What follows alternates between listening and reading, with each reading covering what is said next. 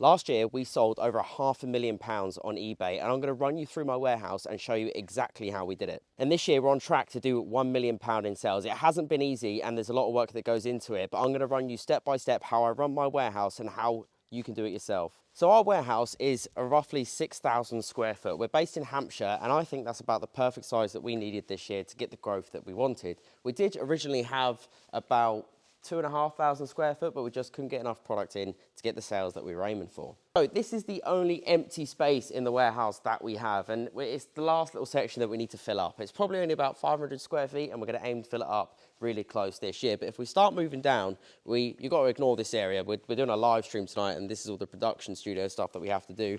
This is the most important thing in the warehouse, the little pallet truck. It's been with us since the start, and it's done very well. And there's a lot of things you need in a warehouse like this when you want to sell mass quantities on eBay that you don't even really think about. First of all, we have our Biffa general waste bin. We've got 4 of these, which cost us a grand total of £200 a month, just for some bins to throw away the rubbish. We're also obviously going to need a forklift. That's a gas-powered forklift. And for using it inside, we have an electric pallet forklift thing as well, which can go onto some pallet shelving. Behind here, we have some boxes and some old dead stock, and we've also got our bags that we use to ship out and some fun stuff that we use for the live streams as well.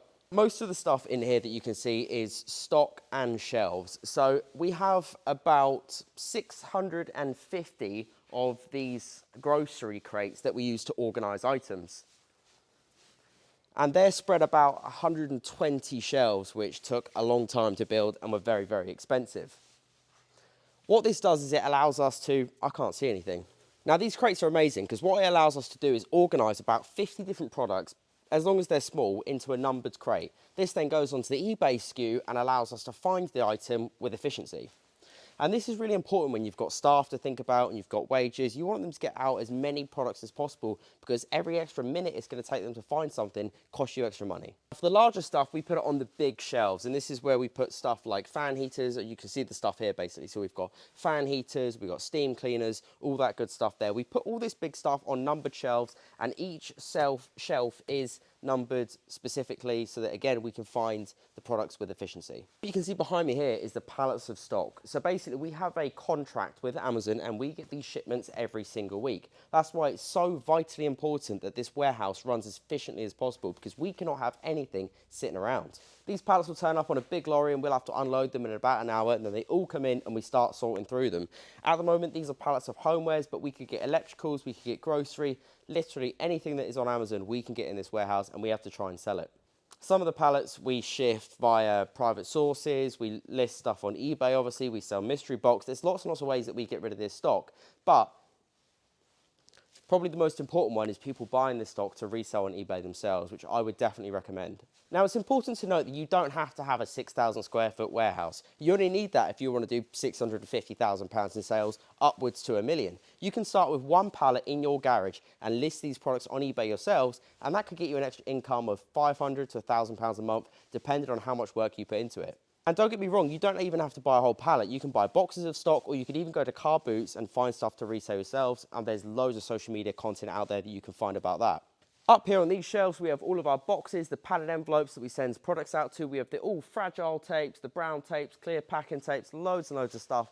We have till rolls, we have thermal labels, wipes, brown bags, pink bags, oh, so many bags, it's ridiculous. I probably spend about £750 a month just on prep supplies just to get our orders out to you guys.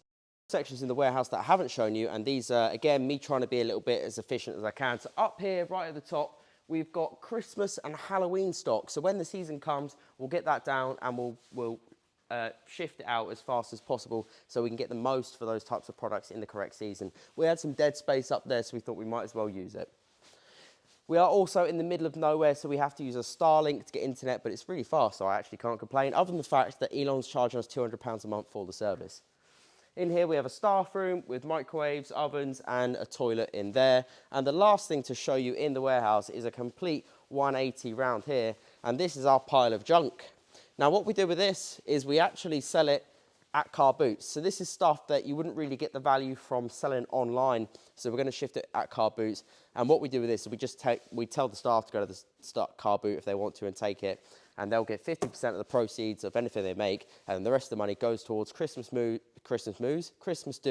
summer dues, things like that. And that's about it. So if you have any other questions about the warehouse or what we do in general, then go ahead and drop a comment and I will get back to you.